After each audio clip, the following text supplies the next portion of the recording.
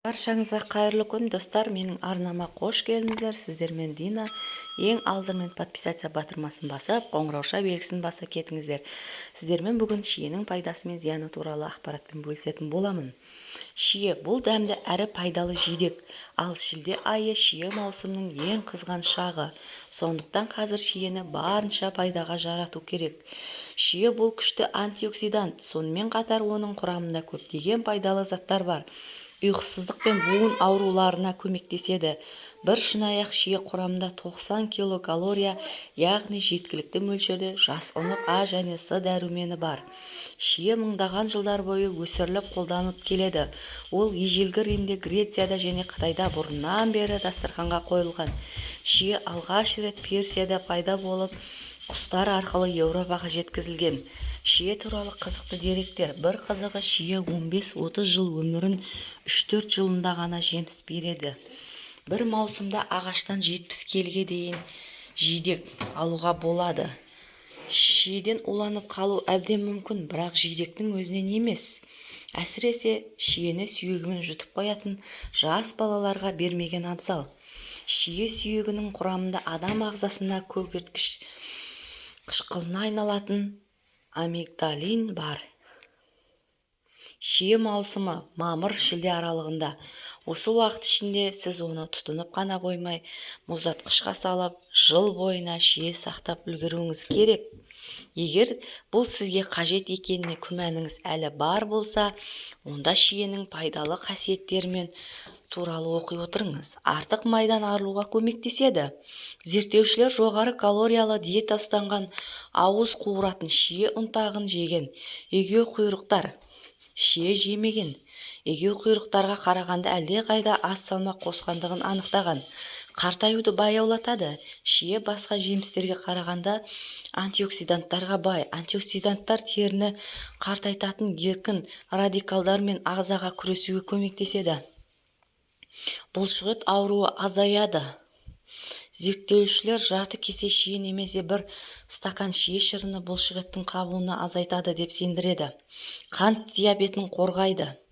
Дұрыс ұйықтауға көмектеседі. Шие мелатониннің, яғни адамның ішкі сағатын басқаратын ұйқы гормонының жалғыз табиғи көзі. Сондықтан да шие шырынының оянғаннан жарты сағат кейін және кешкі асқа 30 минут қалғанда ішу керек.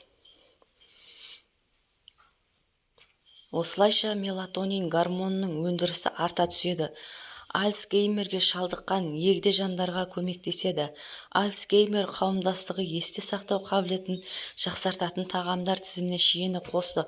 Мұның себебі шие құрамында антиоксиданттардың көп мөлшерде болуы. Инсульттің қаупін азайтады. Шие бәлші жүрек қан-тамыр жүйесін нығайтуға септігін тигізеді. Антиоксиданттар бұл шиеге қызыл түс беретін ППР рецепторларын белсендіретін глюкоз алмасуына қатысатын гендерді реттейтін пигменттер. Осылайша холестерин деңгейін, қан қысымын және қант диабетін төмендетеді. Подагра қаупін азайтады. Шиені тұтыну подагра шабуылының қаупін 35%-ға төмендетеді. Бұл тұжырымда Бостон 35%-ға төмендетеді. Бостон университетінің профессоры Юцин Жан 633 науқасты тексергеннен кейін жасады. Шие жүрекке пайдалы. Шие құрамында калий көп. Ол жүрек соғу жиілігін және қан қысымын зерттеуге көмектеседі. Сонымен қатар гипертония қаупін азайтады. Шиедегі фитостеролдар холестериндер деңгейін төмендетуге көмектеседі. Аспирин дәрісін алмастырады.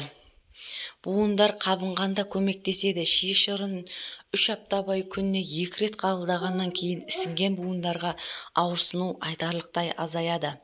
Қатерлі ісікке шалдығу үшін қаупін азайтады. Шие құрамында заттарға, майлы тағамдарға дайындау канцерогендік химиялық заттардың түзілуін азайтуға көмектеседі.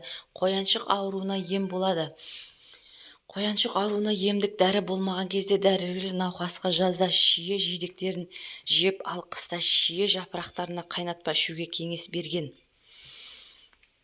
Жүкті әйелдер үшін ежелгі бір нанымды сүйенсек, жүктілік кезінде шие жеген әйелдер сау балаларды дүниеге әкеліп отырған. Бұны шие құрамында қаназыздыққа алдын алу үшін қажетті көп мөлшерде темір болғандықтан байланысты болады. Жүрекке жағымды әсер етіп, артық салмақтан қорғауға әрі қартаюға баялатуға шие сүйетіндердің жас көрінуіне ықпал етеді. Буындар қабынғанға көмектеседі. Қояншық ауруына ем болады. Қатерлі ісіктің алдын шалдығу қаупін азайтады. Егер менің видеом ұнаса, достар, өз пікірлеріңізбен бөлісе кетіңіздер. Келесі видеода кездескенше аман сау болыңыздар. Пайдалы кеңес арнасынан Дина Баймахан. Келесі аман сау болыңыздар.